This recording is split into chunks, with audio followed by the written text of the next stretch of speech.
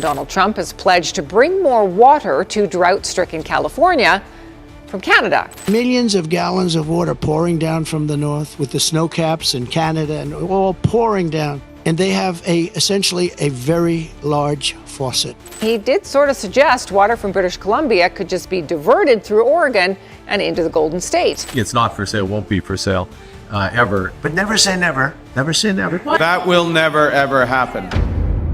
America is facing a problem it can no longer ignore. And this time, it's not inflation, trade deficits, or supply chains. It's something far more basic. Something every city, every farm, and every economy depends on: water. Across the western United States, reservoirs are shrinking faster than officials expected. Rivers that once powered agriculture and cities are now barely holding on. States like California, Arizona, and Nevada are already rationing, and experts warn the worst may still be ahead. In Washington, this crisis has triggered an uncomfortable question. If America is running out of water, where does it turn next? British Columbia announced that the U.S. government has paused negotiations on the expansive Columbia River Treaty, saying the current administration is reviewing its international engagements.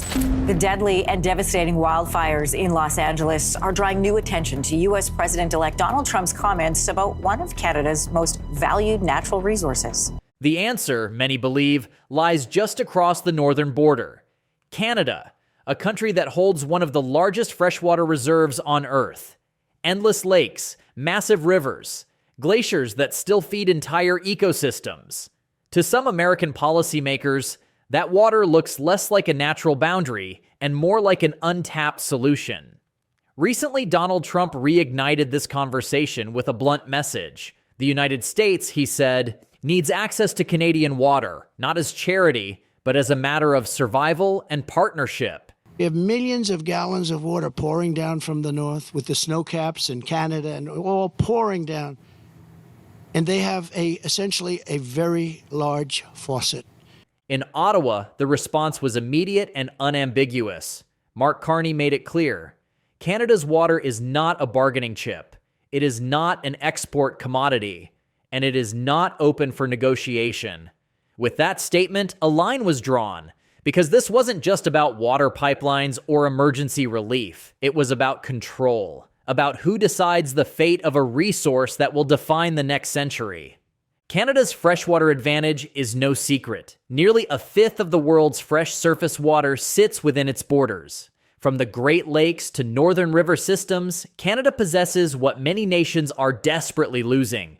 But Carney understands something deeper. Once water enters trade agreements, it stops being protected. It becomes subject to demand, contracts, and political pressure. And history shows that once a powerful economy gains access to a resource, it rarely gives it up.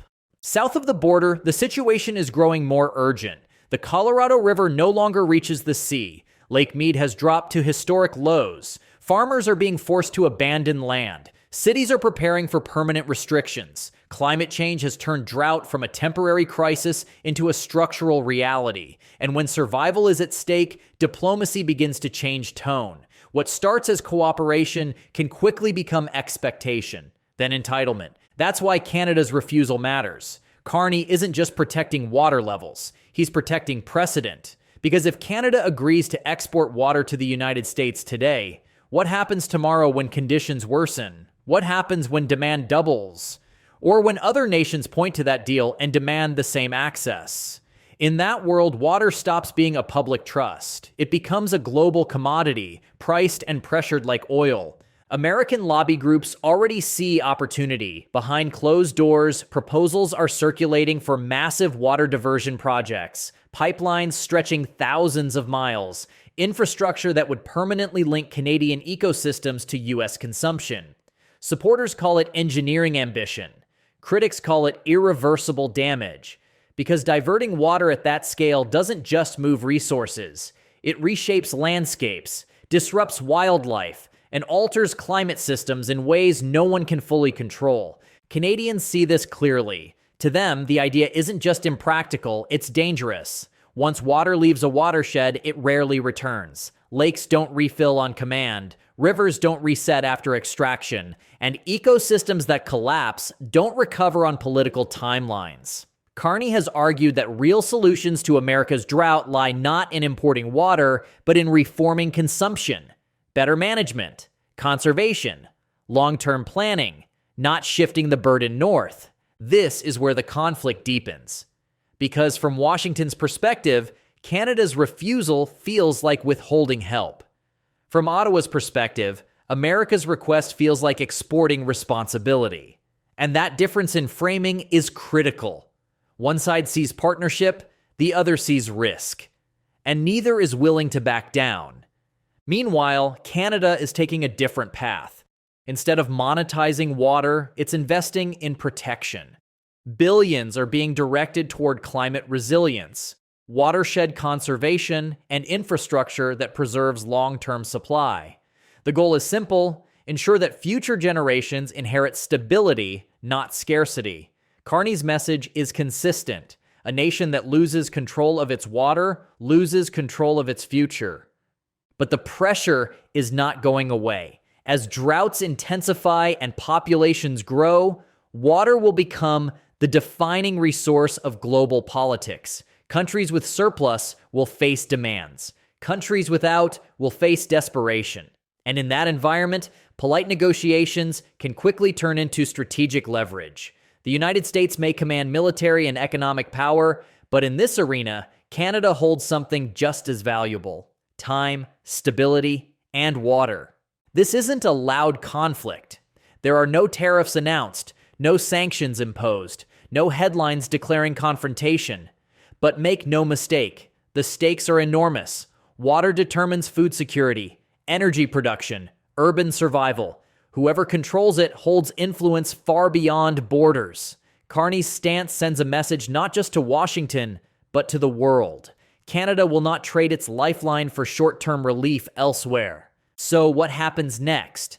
Future American leaders may push harder.